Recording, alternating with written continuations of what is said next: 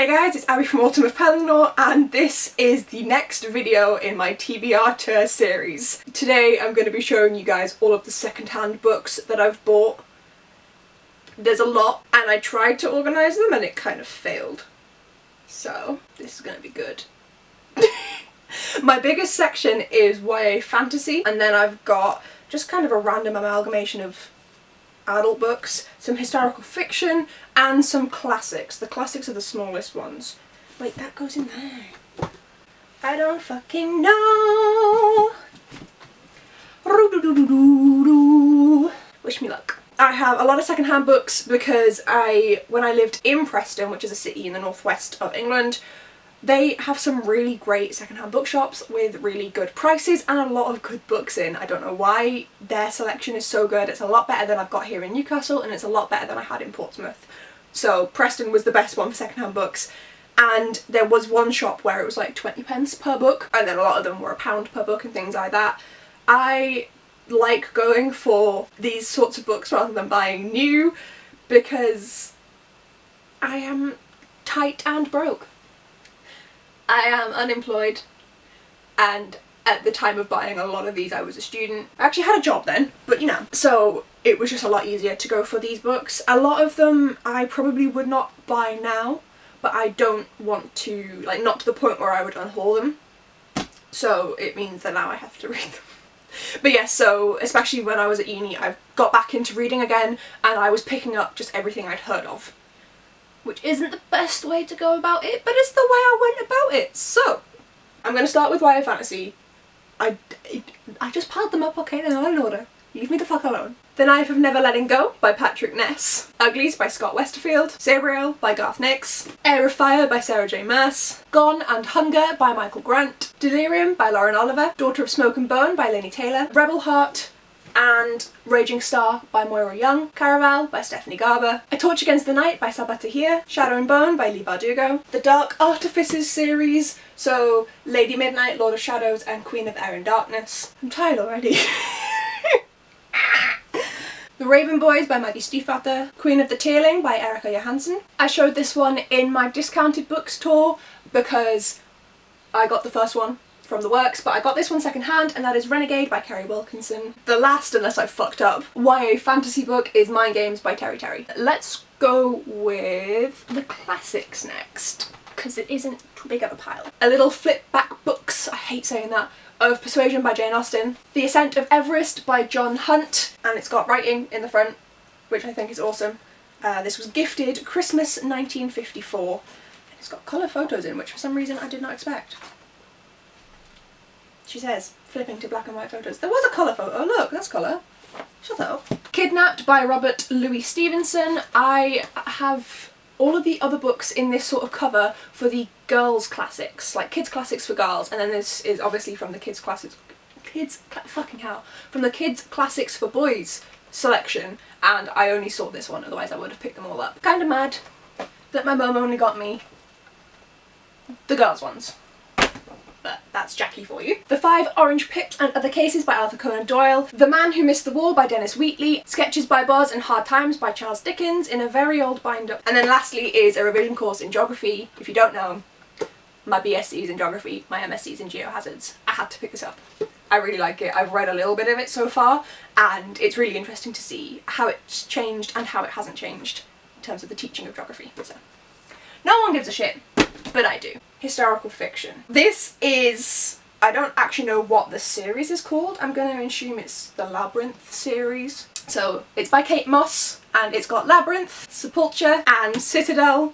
These were all over Preston, and I think they were probably read in school because there was so many of them in charity shops. I've got a feeling it was read in school and the kids would read it and then donate it. I'm such a good book reviewer. It's a skill. It's honestly a skill. Moving on to the adult historical fiction, we've got All the Light We Cannot See by Anthony Doerr. Not even gonna lie, The Essex Serpent by Sarah Perry I picked up because it's pretty. Then we have Moriarty by Anthony Horowitz. The Century Trilogy by Ken Follett in hardback. Just so anyone who actually knows why this is taking me a bit of time. Oh, great. No, they need to be the other side.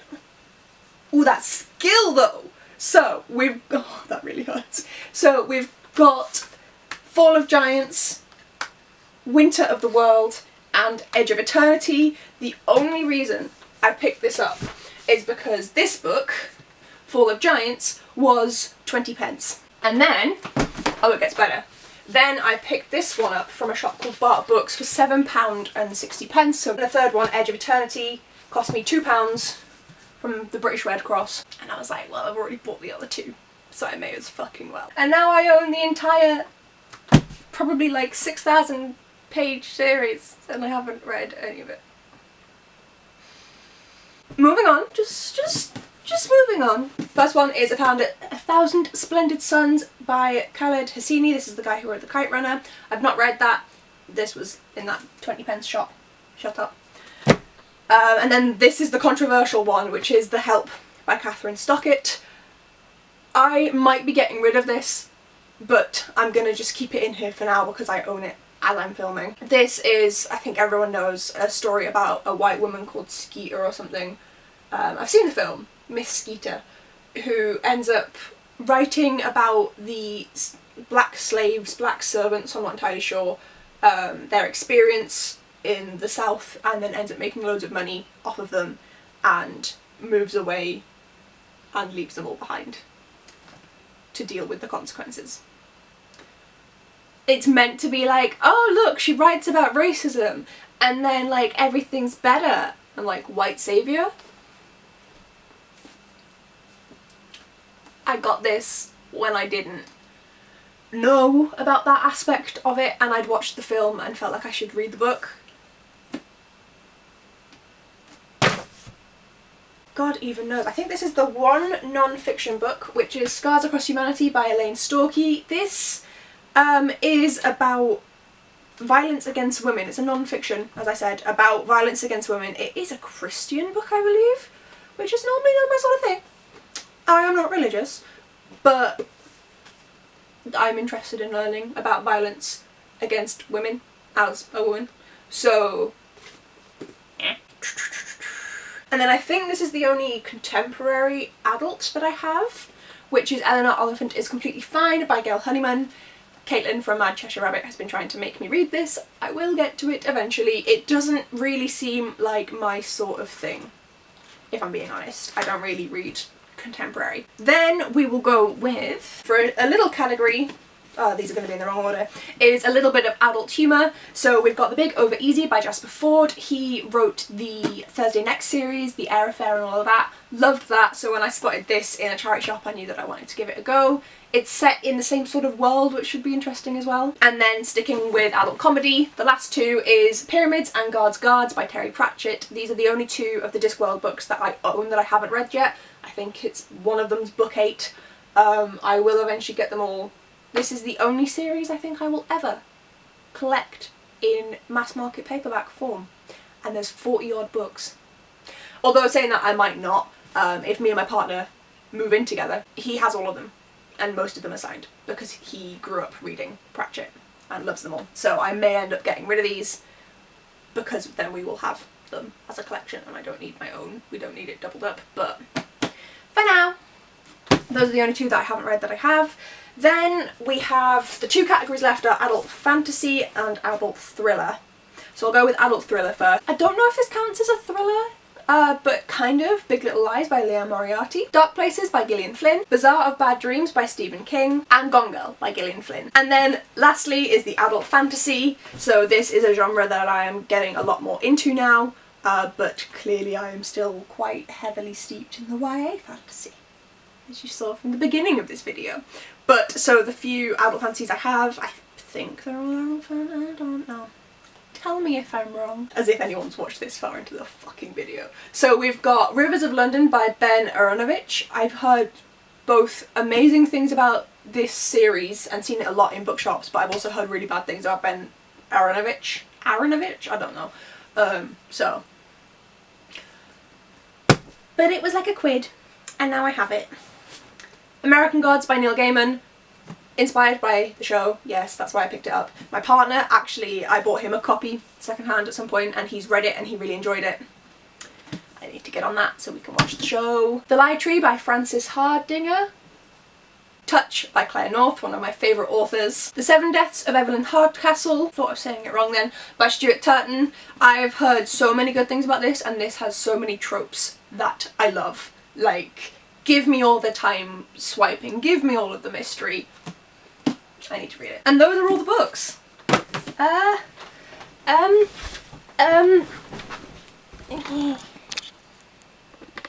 Let's just show you the mess. Oh boy! So those are all of the TBR books that I bought secondhand. This is the third instalment in the TBR tour series, if I've published them in the right order. So I'll link the other two up in the corner as well if you've made it this far through. The next one that I have to do is books that I've been gifted, which is a lot because I have lovely family and friends and my boyfriend. So, but this was definitely the biggest category. It's a problem. But then I also do the same thing with the gifted books. A lot of them are just both my aunt and my dad will read a book and then just donate it to charity, get rid of it, and I will swoop in and take those books, and then they pile up. It's not good. But yeah, thank you so much for watching, guys. If you want to see some more from me when I finally read all these fucking books, hit subscribe and I'll see you in the next video. Thank you so much for watching. Bye! I've got to put all these books back on the shelves, preferably before Mutty Dearest gets home. So yeah, love that for me. Help.